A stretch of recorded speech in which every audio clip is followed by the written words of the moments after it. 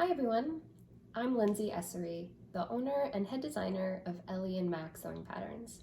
Today I'm going to clean my sewing machines. It's time, it's probably a little past time, and so I thought why not take you along with me and show you how to do it. Maybe you haven't done that yet and you'd like to learn. So I have a Baby Lock Imagine serger. Most sergers are going to be similar to the way that I clean this. So you should be able to take, most of the information and transfer it to your own. But I'm sure there are tons of videos out there on how to clean your exact model. So do a quick Google search or check your manual if you have any questions.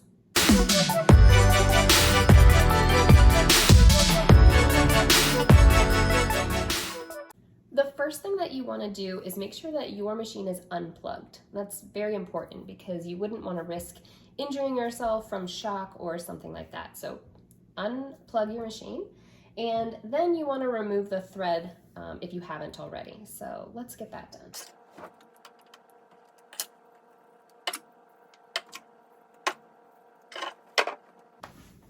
Okay, now that your thread is removed, the first thing that you're going to do is raise your presser foot and remove it.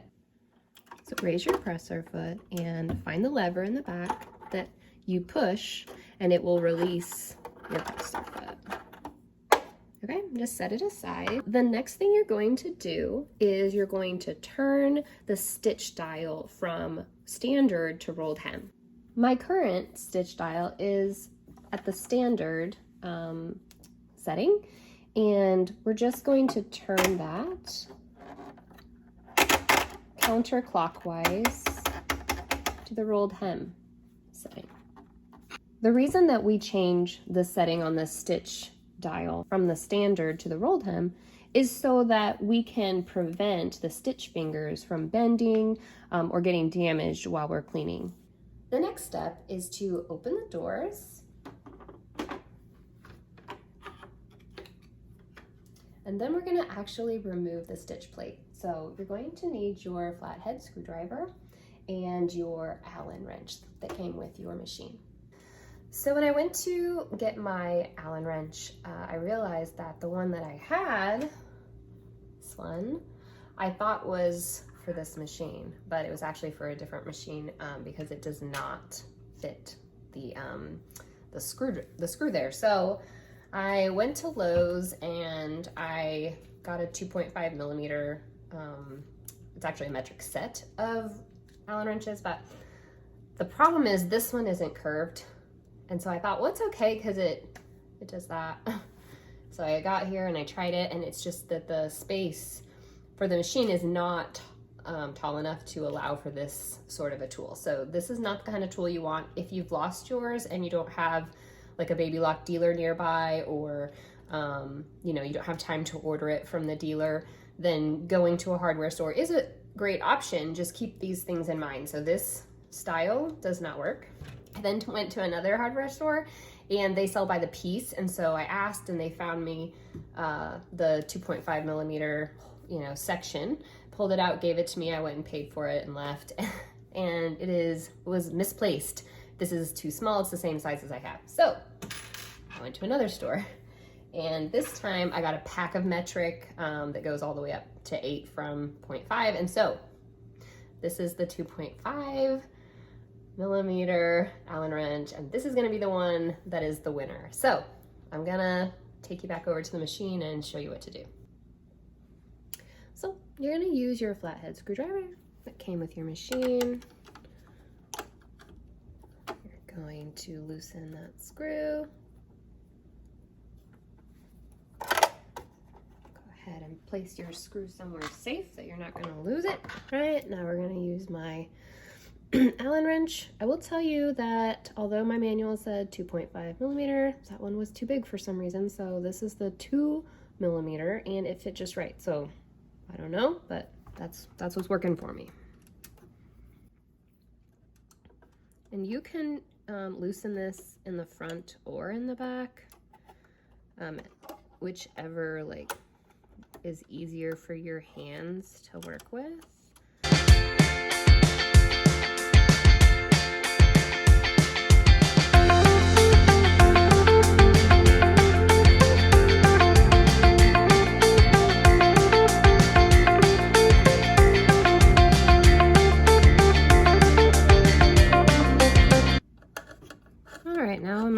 to get it with my finger, so that's good. We're almost there. It's much faster when you can do it with your finger.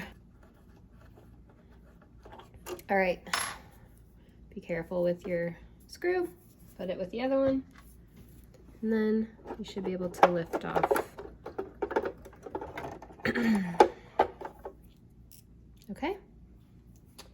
Now that we have the needle plate removed from the machine, we are going to clean up all this dust and lint that has accumulated. Now, when you are using your serger, your knife is cutting the fabric, and that creates fuzz and thread dust. So really want to get this clean, and really mine is beyond needing cleaned. It should have been cleaned a while ago. But you know, if you're like me, sometimes things get busy and you fall behind. So here we are. Now it's time to get this clean. You can use a can of air and carefully spray that without getting the actual Freon spray to come out. But I prefer to use my vacuum, so that's what I'm going to do.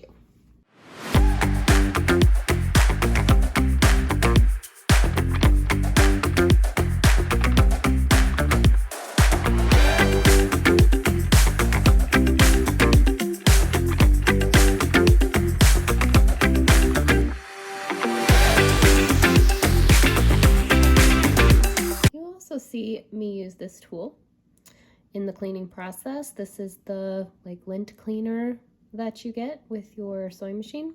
It's really handy for getting in all the little small crevices and spaces to make sure that you are able to loosen any, lint or fuzz that is kind of stuck to anything.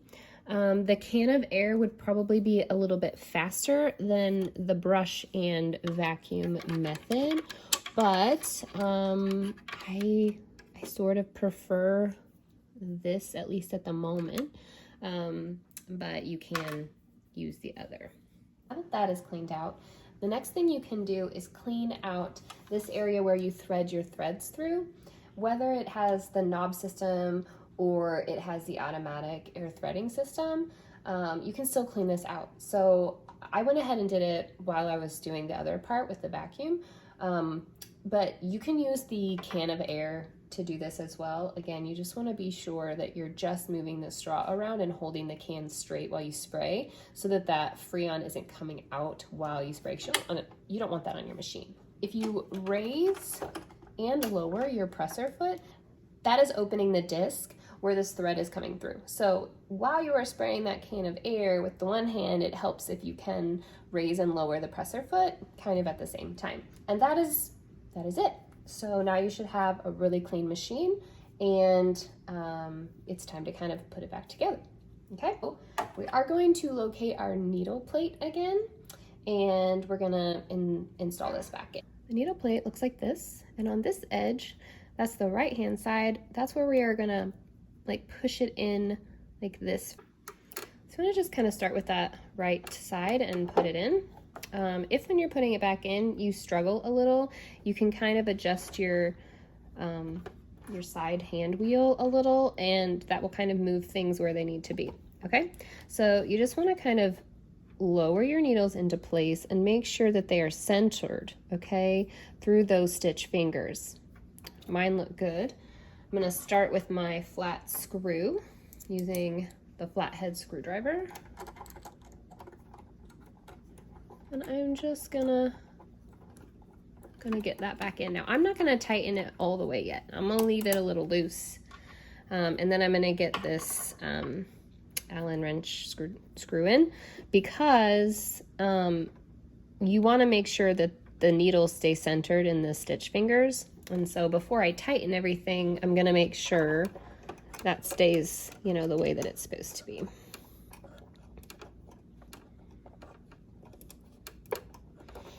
Thinking maybe I could do this with my fingers, but I think I'm gonna need, well, maybe not. All right.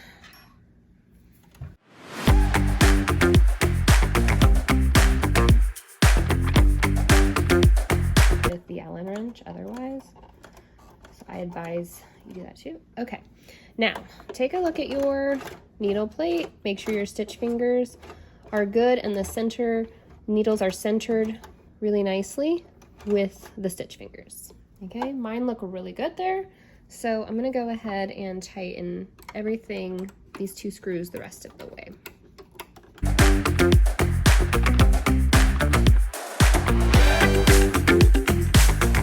The last thing we need to do is to replace our presser foot. Okay, so we're just gonna get our needles raised up. We're gonna position our presser foot under the holder and just lower it right down on top of the little hook where it goes, and now it is attached. All right, we can close up the side, and that is it. So one thing that you might be surprised about is that I didn't oil the machine. That's because most new machines these days do not require to be oiled when you're doing your home maintenance. Now, when you take them to the dealer to have their annual checkup, if you will, to clean everything up and make sure it's running smoothly, they will oil any parts that might need it, but that would be more internal. So all of the other parts are self-lubricating, and it's taken care of by the design of the machine. So adding lubrication might actually harm your machine. So no need to do that unless for some reason your manual tells you exactly how to do that. Guys, that's it. I hope you had a fun time, I guess, coming along with me while I clean my machine, and I hope you learned something. If you have any questions, pop them below and I will do my best to answer. I am not a baby lock dealer or mechanic, but I just wanted to show you how I clean my machine. Thanks again, and I hope I see you soon.